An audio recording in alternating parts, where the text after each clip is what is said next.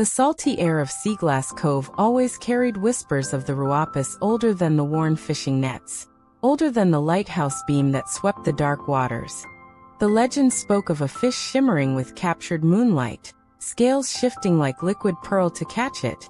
They said, was to hold pure magic, to secure luck and fortune beyond imagining, yet no soul in the village, not even old man Hemlock who'd braved every storm for 50 winters, could claim the feat. The Ruapus remained a dream, a silver flash beneath the waves, a reason for weary eyes to scan the endless blue each dawn. It was the heart's unspoken yearning, the promise just beyond reach that kept the fishermen casting their lines into the deep, cold embrace of the ocean. Young Liam, barely 12 but with the sea already etched into his calloused palms, felt the pull of the Ruapus deeper than most. His father, lost to a sudden squall 3 seasons past, had often whispered tales of glimpsing its ethereal glow in the midnight swells. For Liam, catching the Ruapus became more than a boy's fancy.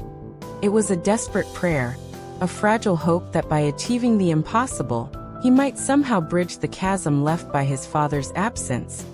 Perhaps even feel his guiding hand once more. He spent hours mending nets not needed for their small skiff, saving every copper coin for the finest, nearly invisible line, crafting lures from sea glass and gull feathers, each one a tiny vessel carrying his profound longing out into the vast, indifferent sea. Summer bled into autumn, the sea turning a fiercer gray. Liam's small boat, the Marianne named for his mother, became a solitary speck against the immense horizon. He ventured further than prudence allowed, driven by a quiet, fierce determination that belied his years. Days blurred into weeks of empty hooks and aching muscles. He learned the ocean's moods, the deceptive calm before a gale, the way dolphins herded baitfish, the mournful cry of the albatross. He saw whales breach like living islands and storms paint the sky bruised purple and black. He caught cod and mackerel enough, but the Ruapus remained a phantom, a shimmer just beyond the corner of his eye, leaving only a hollow echo where he hoped triumph would roar. The disappointment was a physical weight, yet the memory of his father's voice urging him on was heavier still. One brutal night, a tempest unlike any Liam had known, clawed at the cove. The Marianne, torn from its moorings, was hurled towards the jagged teeth of Blackrock Reef, fighting the bucking deck. Soaked to the bone and deafened by the wind's scream, Liam wrestled the tiller with all his fading strength. Salt stung his eyes, fear colder than the spray clenched his heart. It was in that chaos, amidst the towering waves lit by frantic lightning, that he saw it below the churning surface. A profound, serene light pulsed, a soft, unwavering silver glow that cut through the storm-dark water. The Ruapus, it wasn't fleeing.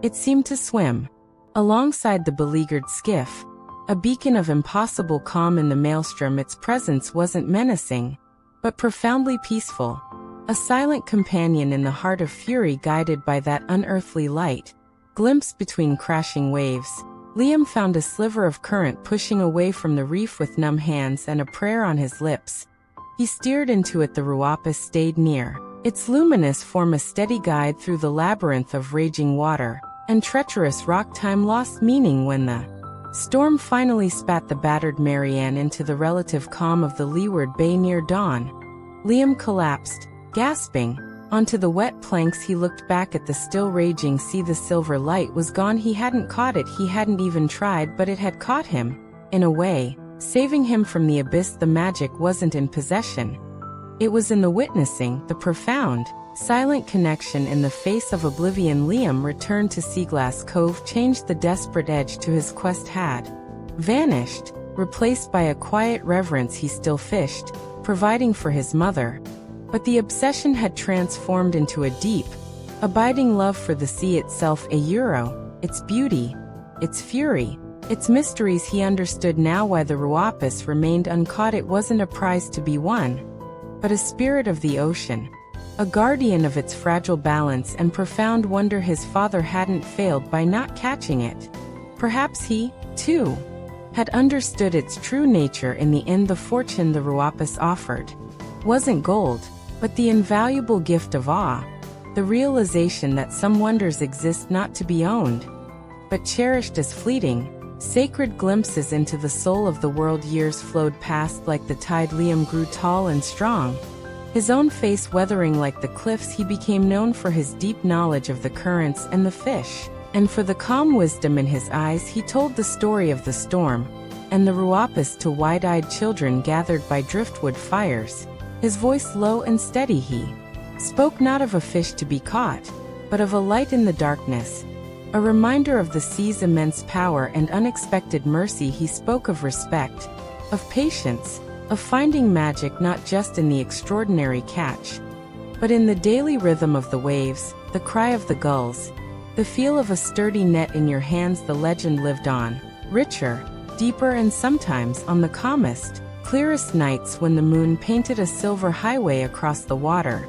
Liam would take his old skiff out beyond the breakers. He wouldn't cast a line, he'd simply sit, listening to the gentle lap of the waves against the hull, feeling the vast, ancient pulse of the ocean beneath him. He'd gaze into the inky depths, not searching, but remembering, and far below, a shimmer, soft and serene as captured moonlight, would sometimes glide through the black water, a silent acknowledgement, a shared secret between the fishermen and the deep. The Ruapus remained uncaught, forever free, forever part of the sea's untamed heart.